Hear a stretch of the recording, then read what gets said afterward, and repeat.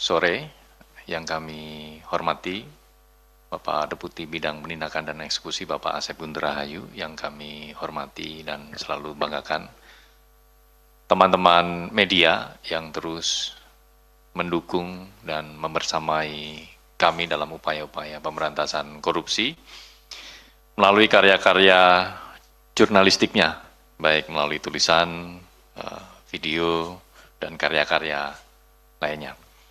Pada kesempatan kali ini kami ingin menyampaikan secara lengkap terkait dengan kegiatan penyelidikan tertutup di wilayah Kabupaten Rejang Lebong, Provinsi Bengkulu, di mana perkara ini terkait dengan suap ijon proyek di kabupaten tersebut. Secara lengkap bagaimana kronologi, konstruksi, dan juga pihak-pihak yang ditetapkan sebagai tersangka dalam perkara ini akan disampaikan secara lengkap oleh Pak Deputi. Kepada Bapak Asep Guntur Rahayu kami persilakan. Baik. Terima kasih Mas Jubir. Bismillahirrahmanirrahim. Assalamualaikum warahmatullahi wabarakatuh. Selamat siang dan salam sejahtera bagi kita sekalian. Yang saya hormati dan saya banggakan Mas Jubir. Yang saya hormati, saya cintai, saya banggakan rekan-rekan jurnalis yang dari kemarin sore ya, sampai tadi malam, sampai tadi subuh, ya, dan sampai siang hari ini. Membersamai kami dalam rangka penanganan tindak pidana korupsi terkait dengan peristiwa tertangkap tangan terduga pelaku tindak pidana korupsi suap ijon proyek di Kabupaten Rejang Lebong, Provinsi Bengkulu, tahun anggaran 2025-2026. Jadi pada siang hari ini, hari Rabu tanggal 11 Maret 2026, kami akan menyampaikan informasi lengkapnya terkait dengan kegiatan penyelidikan tertutup yang kemudian pada saat terjadi peristiwa pidananya, kemudian rekan-rekan penyelidik dan penyidik yang ada di sana menangkap para terduga pelaku yang diduga terkait dengan penerimaan hadiah atau janji ijon proyek di lingkungan pemerintahan Kabupaten Rejang Lebong, Provinsi Bengkulu. Peristiwa tertangkap tangan ini bermula dari laporan pengaduan masyarakat tentunya. Pada kesempatan ini juga kami ingin menyampaikan terima kasih yang besar-besarnya partisipasi dari masyarakat yang melaporkan kepada kami terkait dengan dugaan atau akan terjadinya dugaan tindak pidana korupsi. Kemudian diketahui pada awal tahun 2026 terdapat sejumlah proyek pekerjaan fisik pada Dinas Pekerjaan Umum Penataan Ruang, Perumahan dan Kawasan Permukiman. Ini satu dinas ya, jadi disingkat namanya PUPR PKP di pemerintahan Kabupaten Rejang Lebong. Dari total anggaran pada Dinas PUPR PKP tersebut mencapai 91,13 miliar, jadi hampir 100 miliar. Jadi proyek-proyek yang ada di Dinas PUPR PKP ini hampir sekitar 100 miliar ya, seperti itu. Jadi untuk tahun 2026 ini ya, jadi belum artinya proyeknya belum berjalan, ini baru dianggarkan. Pada Februari 2026, Saudara MFT selaku Bupati Rejang Lebong periode 2025-2030 dan Saudara HEP selaku Kepala Dinas PUPR PKP dan Saudara BDA dari pihak swasta atau dalam hal ini adalah orang kepercayaan dari Bupati melakukan pertemuan di rumah dinas Bupati. Jadi Februari ya atau bulan kemarin itu ada pertemuan 3 orang itu, Bupati, kemudian juga Kepala Dinas PUPR PKP dan orang kepercayaan Bupati. Jadi di sana dalam pertemuan tersebut kemudian dibahaslah ya, karena Bupati itu membutuhkan sejumlah uang gitu ya untuk memenuhi beberapa kegiatan atau keperluannya seperti itu. Nah, Dalam pertemuan itu kemudian dibahas terkait dengan proyek-proyek yang akan dilaksanakan di tahun 2026 pada Dinas PUPR PKP. Ya, ada listnya, ada list proyeknya di sana, seperti itu. Kemudian dibicarakan kira-kira bisa nggak ya diperoleh uang dari proyek yang rencananya akan dilaksanakan di tahun 2026 ini. Artinya ini kan diijon nih proyeknya. Seperti itu. Dalam pertemuan tersebut diduga terjadi pembahasan pengaturan atau plotting rekanan untuk pekerjaan proyek di Dinas PUPR PKP tahun anggaran 2026 termasuk pembahasan mengenai besaran fee ijon sekitar 10% sampai dengan 15% dari proyek pekerjaan. Jadi tadi dari list yang dimiliki oleh Dinas PUPR PKP ini, kemudian bertiga ini nih menentukan nih siapa kira-kira yang akan mengerjakan proyek-proyek ini. Jadi sudah dipilih, sudah ditentukan pengusahanya. Itu ya seperti itu. Dengan syarat ya ada fee yang akan diminta terhadap para pelaksana nanti ya, sekitar 10 sampai dengan 15% dari nilai proyeknya. Jadi jelas ya, di sini gamblang bahwa niat awalnya itu ya. Jadi mens rea-nya atau niat jahat awalnya itu ada di situ. Ingin mendapatkan sejumlah uang dari proyek-proyek yang akan dilaksanakan di tahun 2026. Ini baru perencanaan. Caranya adalah dengan nanti menunjuk siapapun yang seharusnya proyek tersebut kan dilelang. Ya, dilelang secara terbuka siapa vendor atau perusahaan yang memiliki kapasitas dan kapabilitas untuk mengerjakan itu silakan ikut lelang. Dengan harapan diperoleh pelaksana atau vendor yang mampu melaksanakan pekerjaan tersebut dengan penawaran yang rendah tetapi juga kualitas yang baik. Nah, tujuan tersebut menjadi hilang. Kenapa? Karena dari awal sudah ditunjuk siapa yang akan mengerjakan proyek tersebut, gitu ya. Perusahaannya sudah ditunjuk, tetapi tadi ada embel-embelnya harus membayar antara 10 sampai dengan 15% dari nilai proyek. Setelah pengaturan plotting, MFT kemudian menuliskan pada lembar rekap pekerjaan fisik berupa kode huruf tertentu yang merupakan inisial rekaman. Jadi bentuknya itu satu lembar ya, kan? Jadi itu lembar begini gitu ya. Lembar di sini ada nama-nama proyeknya gitu, pekerjaannya seperti itu ya. Di lembaran itu kemudian dikasih tanda.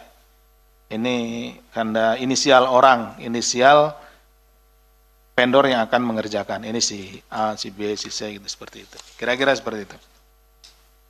Yang akan mengerjakan paket proyek di Dinas PUPR PKP Kabupaten Rejang Lebong tahun anggaran 2026. Setelah itu MMT mengirimkan via chat WA kepada BDA. Jadi nanti orang-orang ini, si BDA inilah yang akan menghubungi para vendor tersebut, ya, para pengusaha tersebut. Permintaan sejumlah fee ijon kepada para kontraktor yang ditunjuk Bupati diduga karena adanya kebutuhan menjelang hari raya. Bahwa kemudian terjadi meeting of mind atau mens rea atau kesepakatan antara MFT dan HEP, jadi antara Bupati dengan Kepala Dinas PUPR PKP selaku penyelenggara negara dengan 3 rekanan untuk mengerjakan paket proyek Dinas PUPR PKP Kabupaten Rejang Lebong tersebut. Jadi pada saat terjadinya tindak pidana ini gitu ya. Kan kalau tadi disampaikan di awal bahwa tertangkap tangan sedang melakukan tindak pidana korupsi gitu. Dalam hal ini kan diawali dengan tadi adanya meeting of mind, kesepakatan antara 3 orang ini, kemudian disampaikan kepada para vendornya ya. Setelah itu disetujui gitu ya oleh mereka, dan kemudian sejumlah uang ini diberikan atau berpindah dari vendor tersebut sebagai bentuk persetujuan atas keinginan dari saudara MFT selaku bupati, gitu ya, seperti itu. Ada 3 perusahaan, ya. Satu IRS selaku pihak swasta dari PT SMS, yang kedua EDM selaku pihak swasta dari CPMU, dan ketiga saudara YK selaku pihak swasta dari CPAA. Jadi di antara sekian banyak list pekerjaan tadi, kemudian nama-namanya sudah dibubuhkan, yang tertangkap tangan oleh petugas KPK, yaitu 3 orang ini nih. Jadi pada saat penyerahan dari 3 orang ini, dari IRS, EDM, dan YK. Setelah adanya penunjukan langsung tersebut, diduga terjadi penyerahan awal atas fee berupa uang dari ketiga rekanan kepada MFT melalui para perantara dengan total mencapai 980 juta, yang secara rincinya sebagai berikut.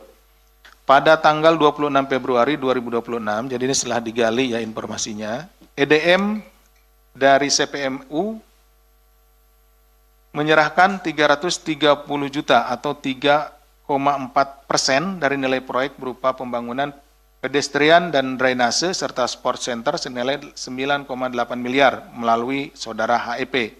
Nah, tadi mungkin rekan-rekan ada pertanyaan.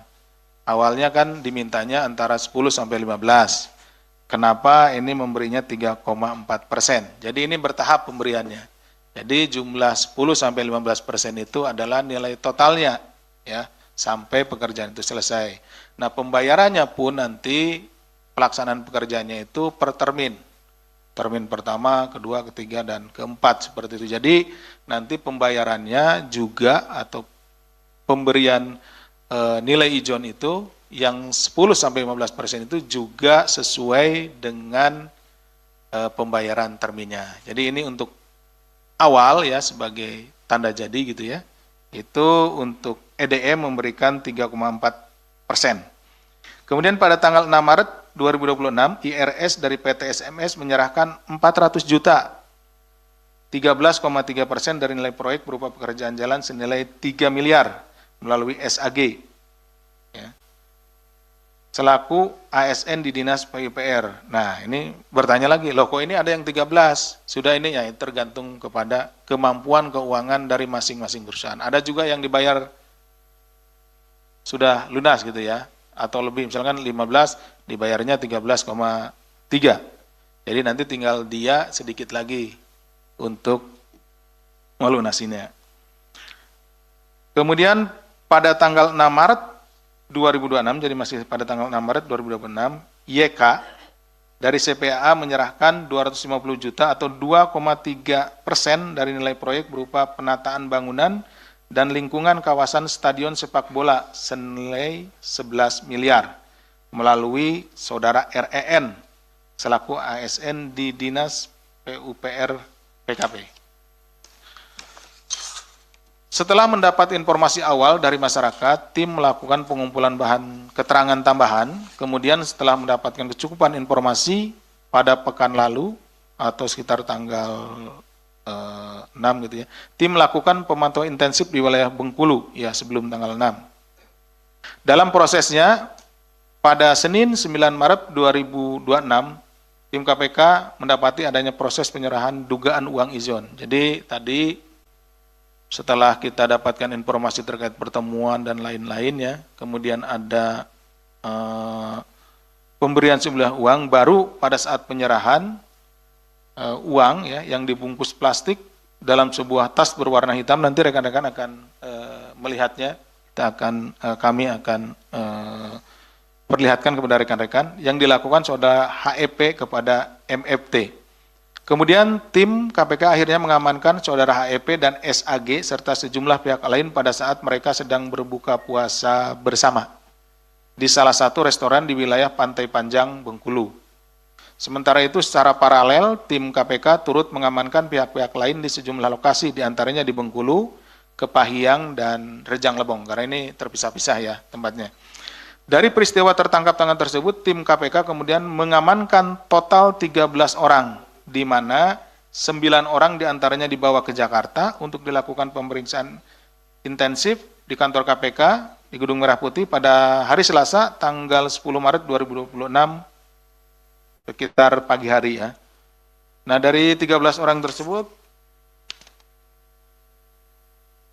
9 orangnya adalah Saudara MFT selaku Bupati Rejang Lebong, Saudara HEN selaku Wakil Bupati Rejang Lebong, Saudara HEP Kepala Dinas PUPR PKP, Saudara IRS swasta PT SMS, Saudara EDM swasta dari CPNU, Saudara YK swasta dari CPAA, REN ASN pada Dinas PUPR PKP, SAG ASN pada Dinas PUPR PKP, dan BDA swasta atau orang kepercayaan dari Bupati. Jadi yang dibawa ke sini adalah 9 orang ya. Dari rangkaian peristiwa tertangkap tangan tersebut, tim KPK turut mengamankan sejumlah barang bukti, diantaranya berupa dokumen, barang bukti elektronik atau BBA, hingga uang tunai 5,8 juta dengan rincian sebagai berikut. Di dalam mobil HEP dengan nominal 309,2 juta, di dalam sebuah tas berwarna hitam yang berada di rumah HEP dengan nilai 357,6 juta, dan di dalam koper yang disimpan di bawah TV ya, di rumah SAG dengan nilai 90 juta rupiah. Tadi di depan disebutkan nilainya sekitar 900 sekian juta. Nah, ini mungkin rekan-rekan bertanya, kenapa nilainya sekarang jadi 756? Karena pemberiannya ada yang diberikan, sudah diberikan terlebih dahulu di bulan Februari ya, seperti itu. Dalam pemeriksaan intensif, KPK juga menemukan dugaan penerimaan lain oleh MFT melalui HEP dari sejumlah pihak dengan modus permintaan fee proyek kepada sejumlah rekanan yang mencapai total 775 juta rupiah. Ini permintaan yang lain ya. Ini di samping yang ijon yang tadi. Sehingga perbuatan ini duga merupakan hal yang berulang. Jadi sebelumnya untuk tahun anggaran 2025 juga terjadi hal yang sama. Ya. Jadi pertanyaannya kan begini, mengapa sih kok mau si pengusaha itu dijanjikan? Jangan-jangan nanti kan cuman PHP gitu ya, janjinya tidak ditepati, padahal uang sudah keluar ratusan juta. Nah, mereka mau itu karena di tahun sebelumnya, tahun anggaran sebelumnya, mereka juga mendapat hal yang sama gitu. Jadi ijon ini tidak hanya dilakukan di tahun anggaran 2026 saja, tapi di tahun anggaran 2025 juga sudah pernah dilakukan, bahkan mungkin sebelum-sebelumnya. Tapi paling tidak yang 3 orang ini sudah pernah mendapatkan proyek dengan cara ijon ini di tahun 2025. Gitu. Bahwa kemudian peristiwa tertangkap tangan ini akan menjadi pintu masuk bagi KPK untuk melakukan pengembangan adanya dugaan tindak pidana korupsi lain di lingkungan Pemkab Rejang Lebong. Jadi tentunya tim tidak hanya akan berhenti di perkara ini, tapi juga ini adalah pintu masuk. Kita bisa melihat ada pekerjaan ini tidak hanya di Dinas PUPR PKP, tapi juga pada dinas-dinas lainnya. Kami menduga bahwa praktek-praktek seperti ini terjadi di dinas yang lainnya. Berdasarkan kecukupan alat bukti dalam dugaan tindak pidana korupsi terkait penerimaan suap ijon proyek di lingkungan pemerintah Kabupaten Rejang Lebong, Provinsi Bengkulu, KPK kemudian menaikkan perkara ini ke tahap penyidikan dan menetapkan 5 orang sebagai tersangka. Jadi setelah dilakukan pemeriksaan intensif, kemudian juga kecukupan bukti-bukti dan yang lainnya, maka ditetapkan 5 orang. Yang pertama adalah MFT, Bupati Rejang Lebong, periode 2025-2030, HEP, Kepala Dinas PUPR PKP, yang kedua.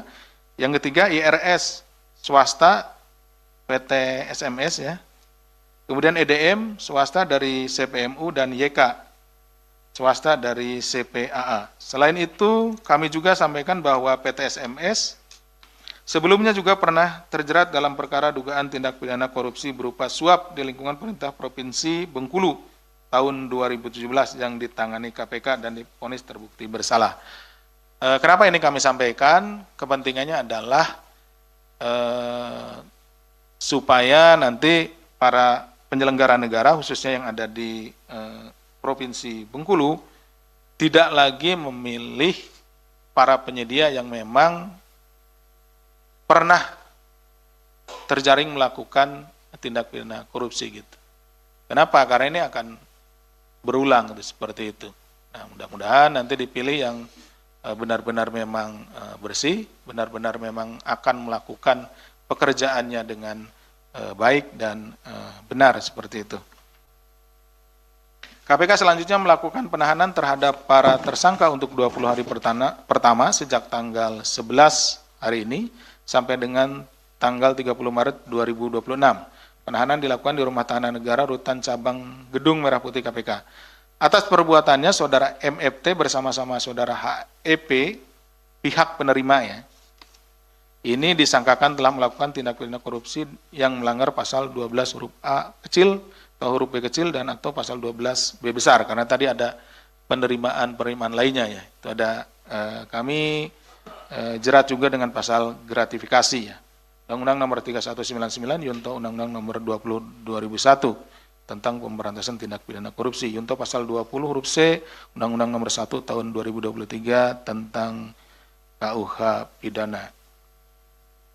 Sementara itu Saudara IRS, Saudara YK dan Saudara EDM sebagai pihak pemberi disangkakan telah melakukan tindak pidana korupsi dan melanggar pasal 605 ayat 1 atau pasal 606 ayat 1 Undang-Undang Nomor 1 tahun 2023 ini tentang KUH pidana. Jadi ada beberapa pasal ya yang dari Undang-Undang Tipikor itu ditarik ke KUHP. Nah, ini pasalnya 605 ayat 1 atau pasal 606 ayat 1. Yunto Undang-Undang Nomor 1 tahun 2026 tentang penyesuaian pidana. Demikian yang bisa. Oh, ternyata ada lagi sini. Maaf ya. Dari Mas Budi disampaikan. Bahwa peristiwa tertangkap tangan ini menjadi pengingat peran serta masyarakat merupakan elemen penting dalam upaya pemberantasan korupsi. Jadi di beberapa tempat yang saat ini atau beberapa waktu ini kami melakukan berkegiatan karena tentunya ada laporan dari masyarakat. Tertangkap tangan para pelaku tindak pidana korupsi ini tidak terlepas dari laporan dari pada masyarakat kepada kami gitu ya. Bantuan dari masyarakat melaporkan tentang terjadinya tindak pidana korupsi di daerahnya. Tentunya kami sangat mengapresiasi karena apabila dibiarkan tentunya akan merugikan masyarakat itu sendiri. Seperti infrastruktur yang tentu juga tidak tahan lama, kemudian juga kualitasnya buruk dan lain-lain. Dan itu akan tentunya yang menderita adalah masyarakat itu sendiri. Dan KPK memastikan setiap laporan yang disampaikan tidak akan berhenti sebagai catatan atau tumpukan berkas, tapi akan diproses dan ditindaklanjuti secara profesional di beberapa keterangan. Kemudian sampai saat ini KPK telah menerima 5.080 aduan masyarakat yang berasal dari berbagai daerah di Indonesia. Jadi catatan ini di PLPM ya atau di Dumas ada 5.080 sampai dengan hari ini ya laporan gitu. Tapi tentunya laporan itu juga kami menghimbau kepada masyarakat yang melapor itu untuk dilengkapi dengan dokumen-dokumen tentunya laporan itu. Hal ini memperlihatkan bahwa kepercayaan publik terus meningkat tercermin dari tingginya partisipasi masyarakat dalam penyampaian laporan kepada kami. KPK turut menyampaikan apresiasi kepada seluruh masyarakat Indonesia, khususnya masyarakat di wilayah Rejang Lebong serta Bengkulu dan sekitarnya yang mendukung penanganan perkara ini, termasuk apresiasi dan terima kasih kepada Polres Kepahyang, Polres Bengkulu yang telah memfasilitasi untuk melakukan pemeriksaan awal. Demikian pula ucapan terima kasih disampaikan kepada Angkasa Pura Bandara Fatmawati Soekarno Bengkulu yang telah membantu proses penerbangan para pihak yang diamankan di Jakarta. Dalam kesempatan ini KPK juga mengimbau agar para penyelenggara negara dan aparatur sipil negara untuk menolak segala bentuk pemberian gratifikasi. Nah, kalau menolak itu kan artinya yang punya inisiatif itu dari luar. Nah, sedangkan ini yang punya inisiatif itu dari dalam nih, kumpul-kumpul dulu. Nah, selain juga menolak, juga kami menghimbau untuk tidak lagi berkeinginan atau tidak lagi berniat untuk melakukan korupsi. Kenapa? Karena tentu dampaknya akan sangat buruk bagi kehidupan warga masyarakat yang ada di wilayah hukumnya. Dan tentunya juga masyarakat juga saat ini sudah melek hukum, saat ini juga masyarakat sudah memiliki keberanian, dan kami juga membuka selebar-lebarnya kepada pintu kepada masyarakat untuk melapor. Jadi agar para penyelenggara negara dan ASN ini benar-benar menjalankan pekerjaan dengan baik, karena masyarakat mengawasi saudara-saudara sekalian dalam melaksanakan tugasnya. Karena kapanpun masyarakat bisa lapor kepada kami, dan setiap saat kami akan menindaklanjuti laporan itu dan akan datang untuk melakukan upaya paksa apabila memang benar terjadi tindak pidana korupsi atau peristiwa korupsi di tempat yang dilaporkan. Demikian mungkin yang bisa kami sampaikan. Saya kembalikan kepada Mas Jibir. Terima kasih. Assalamualaikum warahmatullahi wabarakatuh. Waalaikumsalam.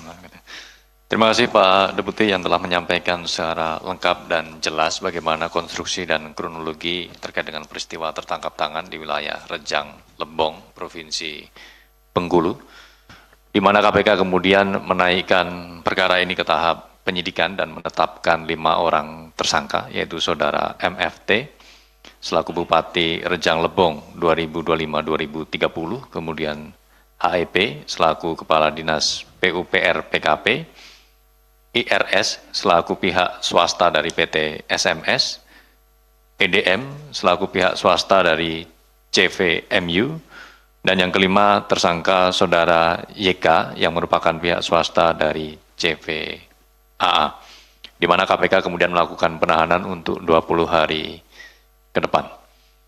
Baik teman-teman media, sebelum kami menunjukkan barang bukti, kami ingin memberikan sedikit gambaran terkait tadi yang disampaikan Pak Deputi mengenai kronologi peristiwa tertangkap tangan.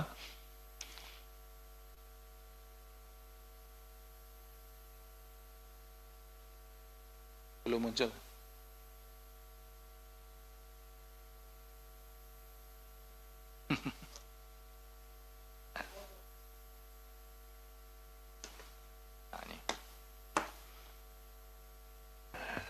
Sebagaimana tadi disampaikan Pak Deputi bahwa tanggal 9 Maret 2026, tim terus mengikuti para pihak yang diduga terkait dengan perkara ini, diantaranya adalah Saudara HEP yang merupakan Kadis PUPR PKP Pemkab Rejang Lebong, yang saat itu dibonceng oleh Saudara SAG.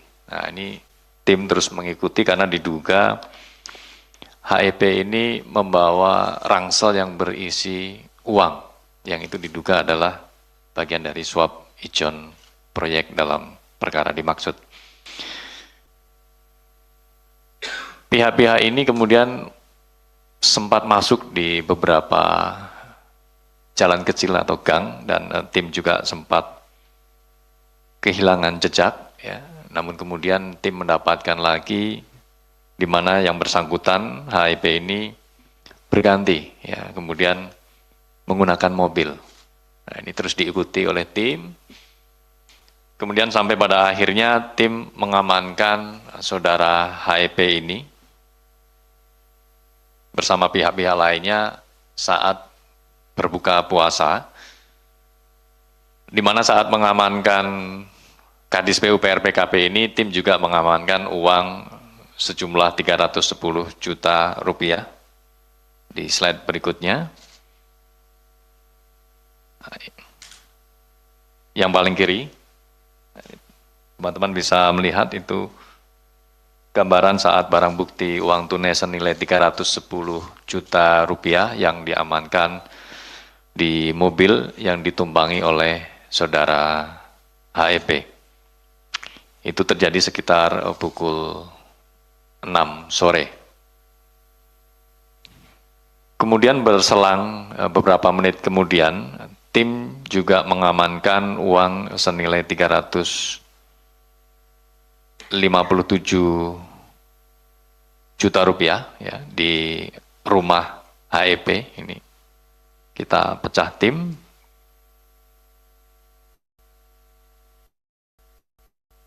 Di gambar tengah ya, teman-teman. Kemudian beberapa pihak juga masih terus dipantau dan diikuti, dan tim kemudian mengamankan kembali uang senilai 90 juta rupiah dari rumah SAG yang tadi Pak Deputi sampaikan disimpan di bawah meja TV. Gitu ya. Nah, ini gambarnya teman-teman bisa melihat di sisi paling kanan. Tim juga masih terus melakukan pengejaran hingga pukul setengah 12 malam ya, kepada saudara IRS. Ya, ini sempat terjadi kejar-kejaran mobil dan akhirnya berhasil diamankan di pukul sekitar 23.30 yang berlokasi di Bengkulu. Nah, kemudian dari 13 orang itu tim melakukan pemeriksaan awal di Polres Kepahyang dan juga di Polresta Bengkulu, yang selanjutnya diantaranya 9 orang kami bawa ke Jakarta untuk dilakukan pemeriksaan lebih lanjut. Baik, teman-teman, selanjutnya kita akan tampilkan barang bukti dalam bentuk uang tunai yang diamankan dalam rangkaian peristiwa tertangkap tangan ini.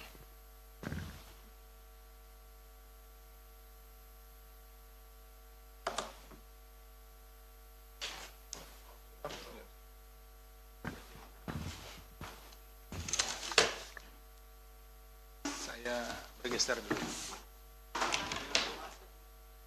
Takut ada yang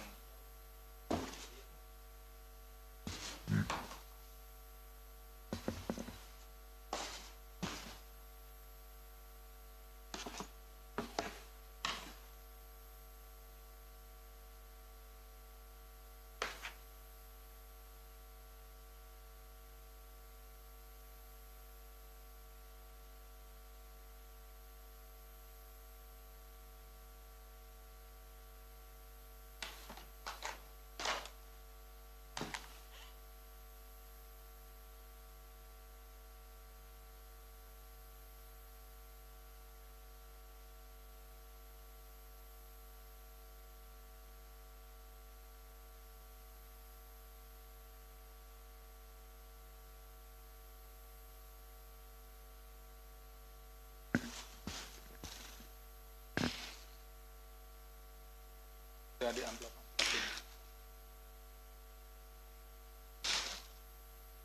Barang bukti dalam bentuk uang tunai ini yang diduga diantaranya adalah untuk kebutuhan lebaran saudara MFT, ini diamankan di 3 lokasi. Yang pertama di mobil saudara HEP senilai 309,2 juta rupiah. Kemudian di sebuah tas berwarna hitam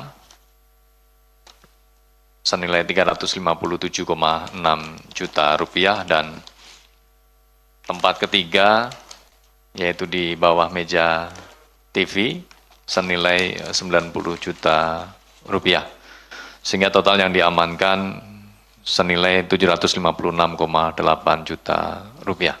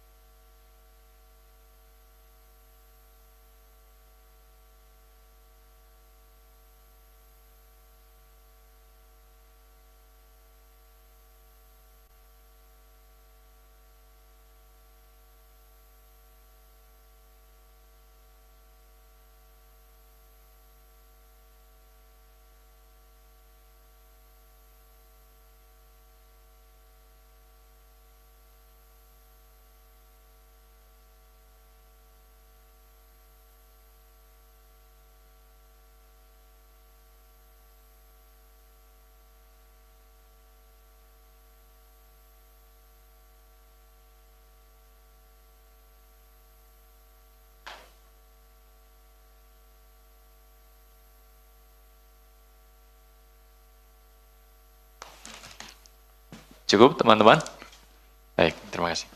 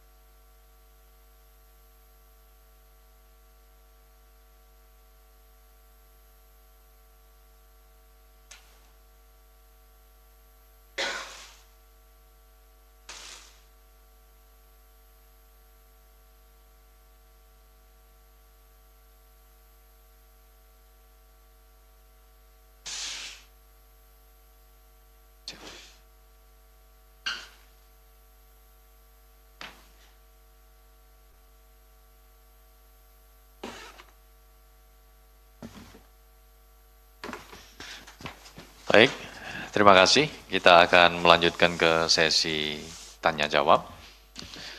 Sesi pertama kami buka untuk 3 penanya terkait dengan perkara ini. Kami persilahkan. Satu saja. 2 saja, Mas Yus. Mohon nama dan dari media apa? Silakan, Mbak. Selamat siang, Mas dan Pak. Saya Amira dari Kumparan. Tadi kan disebutkan bahwa penarikan fee itu tuh atas dasar dugaan karena kebutuhan jelang Hari Raya Lebaran ya. Mungkin bisa dirincikan Pak, kebutuhannya itu maksudnya apa? Apakah THR atau kebutuhan pribadinya atau seperti apa gitu Pak? Terima kasih. Baik, terima kasih Mbak Amira dari Kumparan terkait dengan kebutuhan Lebaran ya, rinciannya seperti apa. 1 poin. Selanjutnya, Mas Yus yang sudah pegang mic ya. Dua mic, Mas Yus. 1 saja kayaknya. Silakan, Mas Yus. Baik, terima kasih Mas Budi, Pak Asep. Saya Yus dari Berita 1. Mungkin pertanyaannya 1 saja terkait dengan ini kan sudah ada kurang lebih 8 kepala daerah ya yang ditangkap sejak hasil pilkada 2025 sejak Bupati Koltim ya kalau tidak salah. Sampai sekarang yang terakhir ini Rejang Lebong. Nah, kira-kira dari KPK sendiri ada nggak evaluasi khusus terkait dengan penyelenggaraan pilkadanya? Apakah yang berbayar tinggi atau yang sekarang itu sedang ada wacana bahwa pilkada langsung terlalu tinggi biayanya dan kemungkinan ada kembali ke pilkada melalui DPRD? Apakah ada evaluasi seperti itu? Terima kasih. Baik, terima kasih Mas Yus. Kaitannya soal masifnya peristiwa tertangkap tangan di kepala daerah kaitannya dengan penyelenggaraan pilkada. Selanjutnya Mbak Satya. Sore Pak, izin mau tanya Pak, itu kan Wakil Bupati Rejang Lebongnya juga ditangkap saat OTT, tapi kemudian tidak ditetapkan sebagai tersangka karena katanya kan nggak ada keterkaitan. Nah pertanyaannya itu, kenapa dia ikut diamankan gitu Pak, kalau emang misalnya nggak ada keterkaitan gitu? Apakah KPK sebelumnya mengendus adanya dugaan dia juga ikut main dalam suatu proyek ini atau gimana Pak? Coba bisa dielaborasi gitu. Itu yang pertama. Yang kedua tadi Mas Budi menyinggung soal proses OTT yang ada kejar-kejarannya itu. Itu mungkin bisa dielaborasi lagi Mas karena itu menarik. Apakah ada perlawanan gitu makanya kejar-kejaran atau ada yang ditabrak kayak apa gitu. Itu aja Mas, makasih. Terima kasih Mbak Satya. 2 hal terkait dengan positioning Wakil Bupati dalam perkara ini dan juga kronologi dari peristiwa tertangkap tangan. Monggo Pak Deputi. Terima kasih Mas Jubir, terima kasih Mbak Amira dari Kumparan, Mas Yus dari Berita 1 dan Mbak Tasya dari FOI. Betul kan ya Mbak? Betul. Mbak Amira duluan. Ini terkait dengan fee ini kan dikaitkan dengan kebutuhan Bupati gitu ya.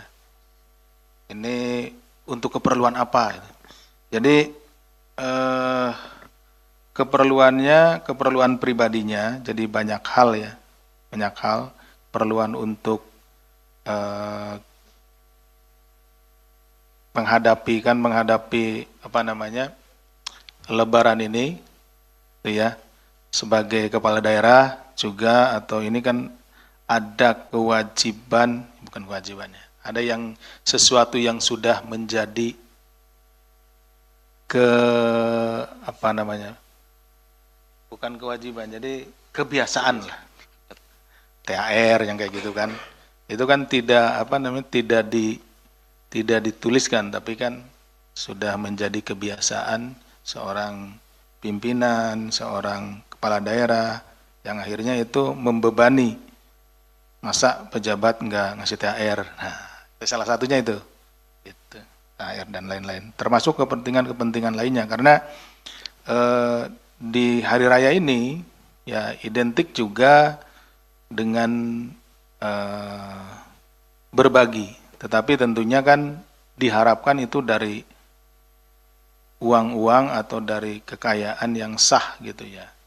Nah, tapi mungkin karena kemudian belum ada uangnya gitu ya, sehingga untuk menutupnya ya dengan cara-cara yang seperti ini. Gitu ya. Itu ya Mbak ya. Kemudian Mas Yus, ini yang paling pas ini Mas Yus kayaknya. Berita 1, pertanyaannya 1. Gitu. Kalau sempat tadi berita 1, pertanyaannya 2, nah kita pertanyakan. Berarti udah enggak berita 1 lagi gitu. Itu berita 2 gitu. Baik, dari Mas Yus ada 8 kepala daerah sejauh ini. Alhamdulillah sudah dihitungin ya sama Mas Yus. Ya, apakah ada evaluasi khusus gitu ya? Karena biaya pilkada ini terlalu tinggi gitu ya, sehingga untuk mengembalikan gitu kan, untuk mengembalikan biaya itu kemudian, nah, seperti itu ya. Sejauh ini belum ada hasil dari penelitian gitu yang mengaitkan kepada itu. Artinya terkait dengan biaya pilkada tinggi, kemudian yang terpilih ini pada akhirnya untuk mengembalikan biaya yang dikeluarkan melakukan korupsi kan gitu. Nah, perlu mungkin ini juga ada kajian-kajian yang seperti itu. Tapi ini juga menjadi pembelajaran karena pilkada itu kan bergulir setiap 5 tahun sekali gitu ya. Artinya ini sudah menjadi kegiatan yang terjadwal, terencana gitu, seperti itu. Nah, ini menjadi edukasi bagi masyarakat ya, kita di mana tentunya politik uang itu dihindari gitu ya. Masyarakat harus lebih cerdas dengan adanya peristiwa-peristiwa seperti ini. Semoga ini memberikan pembelajaran kepada masyarakat supaya masyarakat menjadi lebih cerdas ketika memilih kontestan ya di pemilihan umum itu.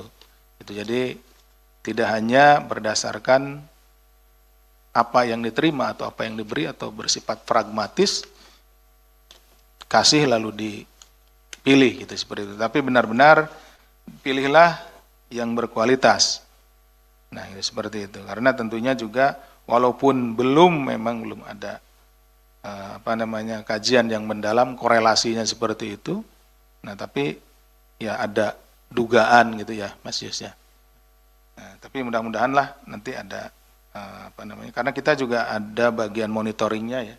Jadi kita ada direktorat monitoring yang nanti akan memonitoring ini gitu. Ini pertanyaan Mas Yus sangat bagus, walaupun 1 sesuai berita 1. Nah, nanti akan kami sampaikan ke direktorat monitoring. Apakah ini ada korelasinya? Kalau ada korelasinya, seperti apa jalan keluarnya? Kan seperti itu. Kemudian Pak Tasya, yang pertanyaannya ada 2. Wakil bupatinya saat OTT ditangkap. Nah, kenapa gitu kan? Pada saat penyelidik dan penyidik ada di sana, kuat dugaan bahwa karena bupati dan wakil bupati itu adalah satu kesatuan gitu ya, dipilih pada saat pemilihan itu kan satu pasangan gitu ya. Nah, kita mengharapkan informasi dari yang bersangkutan, dari saudara wakil bupati ini juga terkait dengan kegiatan-kegiatan proyek-proyek yang ada di Bengkulu ini, khususnya di Rejang Lebong. Jadi kenapa? Karena tentunya wakil bupatilah selain dari bupati dan kepala dinas yang mengetahui juga terkait dengan tadi proyek-proyek tersebut. Nah, berdasarkan hal tersebut, maka yang bersangkutan kita bawa ke sini untuk diminta keterangan, gitu ya, diperdalam gitu keterangannya. Karena waktu di sana kan tidak cukup, kita juga terbatas waktu 1 kali 24 jam, seperti itu. Kemudian proses OTT terkait dengan kejar-kejaran tadi ya, begini Pak. Berdasarkan cerita dari teman-teman yang ada di sana, ya, bahwa di sana itu tempatnya itu tidak serapat di sini gitu ya, di Jakarta, tidak sekrodit di Jakarta. Jadi ketika mengikuti tadi seperti ada foto-foto yang naik motor gitu ya, itu diambil fotonya, itu beberapa kali memang si yang diikuti itu aware gitu ya, tahu bahwa yang diikuti, akhirnya dia kan masuk ke gang, ganti mobil dan yang lain-lainnya. Nah, alhamdulillahnya dengan bantuan dari masyarakat, nah ini kan dengan bantuan dari masyarakat, dia masuk gangkung kita bisa dikasih tahu, gitu. Kata masyarakat, oh ganti mobil Pak, mobilnya ini ya, kita cari lagi gitu. Seperti itu. Jadi sangat besar tentunya bantuan dari masyarakat, dan poin pentingnya adalah jangan pernah merasa aman-aman saja ketika melakukan kejahatan gitu. Karena kami akan ada di sana, masyarakat akan ada di sana, akan memberikan, kami berkolaborasi dengan masyarakat, akan menginformasikan ketika oknum-oknum ini melakukan kejahatan. Nah, jangan merasa tenang karena suatu saat tiba-tiba tim akan datang untuk melakukan penangkapan. Jadi berhentilah untuk melakukan kejahatan. Demikian mungkin Mas Budi. Baik, terima kasih Pak Deputi yang telah menjelaskan 4 poin pertanyaan dari 3 penanya. Mas Yus, meskipun pertanyaan 1, tapi kalau bikin berita banyak Pak Mas Yus. Ya. Kayaknya mungkin ini nanti nanya lagi kalau Nanya kasih lagi. kesempatan. Ya, baik. Kita buka berarti Pak ya kesempatan Ya. berikutnya. Baik, kita Mas Rio masih terkait isu ini? Ada aja. Baik, kita masih buka ya untuk perkara Bengkulu. Kami persilakan Mas Rio, ada lagi yang lain? Banyak.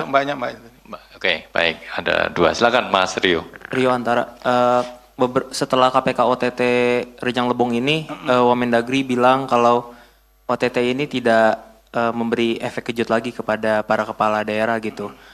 Nah, ini tanggapan KPK seperti apa atas respons pemerintah yang bilang kalau OTT itu sudah mungkin tidak menakutkan lagi bagi para kepala daerah untuk korupsi? Terima kasih. Karena saking seringnya OTT gitu ya, tadi Mas Rio di depan. Oke. Tidak memberikan efek kejut lagi gitu ya. Oke, terima kasih Mas Rio. Mbak, Ya. mohon nama dan media. Saya nanya dari CNN TV, Pak. Mbak Meda ya. Naya, Pak. Naya. Mau penegasan aja, Pak, tadi yang soal wakil bupati, statusnya ini kan kemarin 13 sempat diamankan, apakah memang sudah dilepas atau artinya tidak menjadi tersangka? Kemudian apa alasan kuat dari KPK sendiri untuk tidak menjadikan wakil bupati ini sebagai tersangka? Terima kasih. Oke, baik. Status dari Wakil Bupati. Ada lagi teman-teman? Supaya ganjil, sesuai jam, ini jam 3. Jam 3 ya. Oke, nggak ada. Silakan. Dari Mas Rio, Pak Deputi, terkait dengan Tadi saya pikir Mas Rio dari berita 1 saking juga. Ternyata masifnya bukan. OTT. Mas Rio dari Antara. Walaupun pertanyaannya 1 juga seperti Mas Rio. Baik Mas Rio. Terkait dengan karena keseringan gitu ya, OTT sudah tidak efek kejut. Jadi sebetulnya tidak pernah terlintas di pikiran kami juga untuk mengejutkan mereka gitu. Tapi seringnya mereka terkejut ketika kami datang gitu ya. Gitu. Jadi kalau ditanya terkejut atau tidaknya, tanya yang ditangkap gitu. Terkejut nggak saat ditangkap? Terkejut. Nggak, jadi begini Mas Rio. Sebetulnya kait dengan OTT ini adalah hanya sebuah metodologi gitu ya. Metode saja. Intinya itu ya pemberantasan tindak pidana korupsi gitu. Jadi kami juga tidak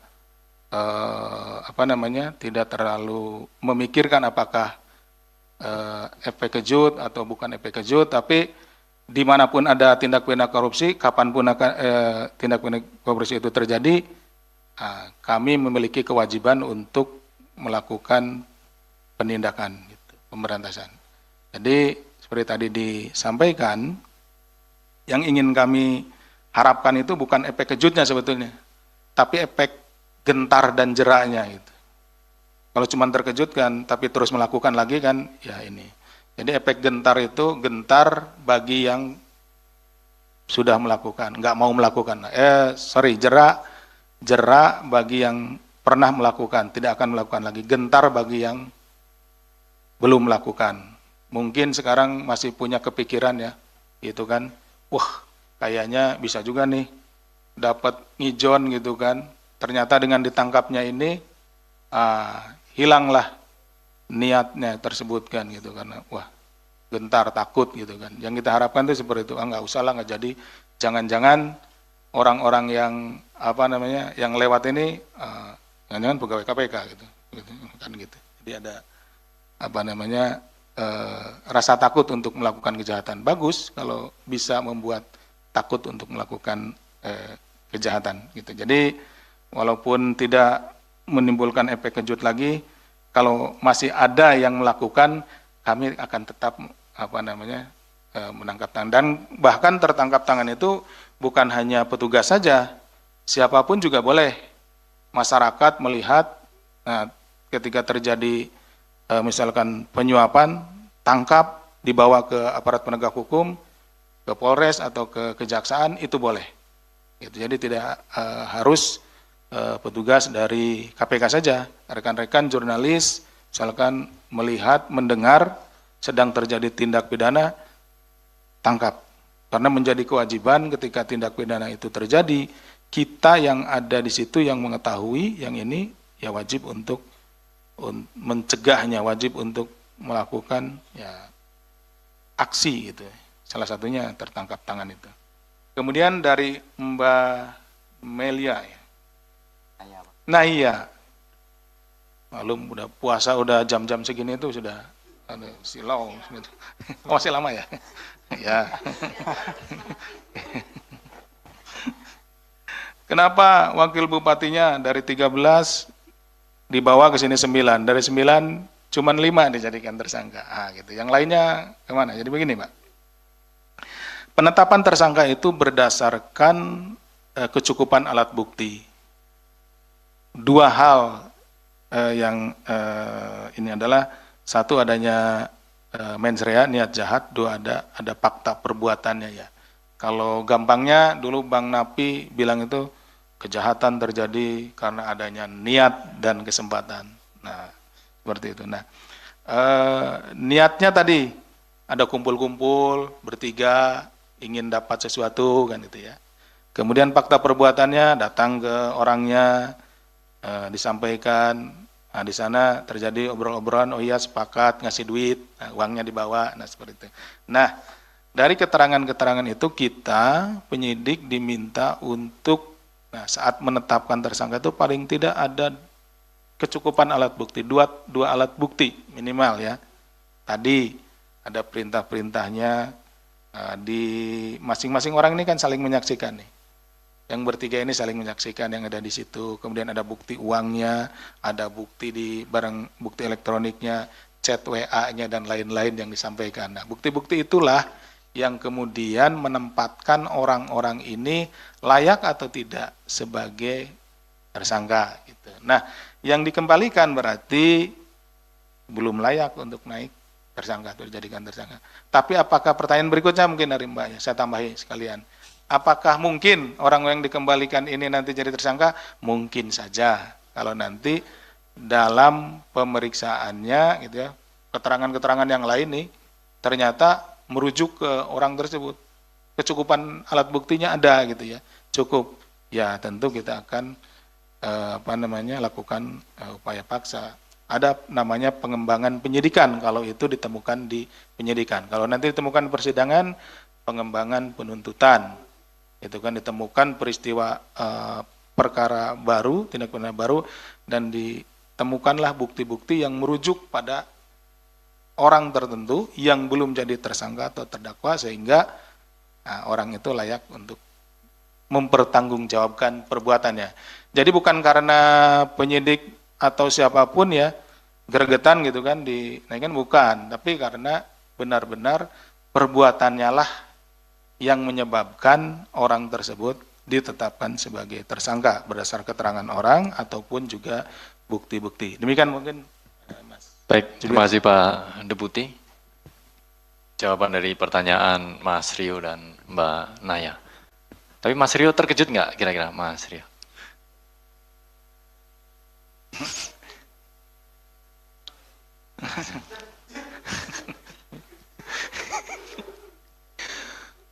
Iktikaf Pak. Ya, ini semalam kan malam tanggal Malam 21, sekalian iktikaf.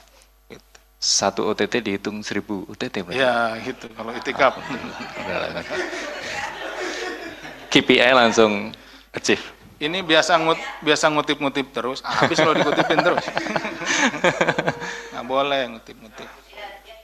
Baik, kita buka perkara lainnya. Satu Mbak Sasha, Mas Umam, ada lagi Mas Rehan. 3 dulu ya. Silakan Mbak Sasha pertama. Selamat siang Pak Asep, Mas Budi.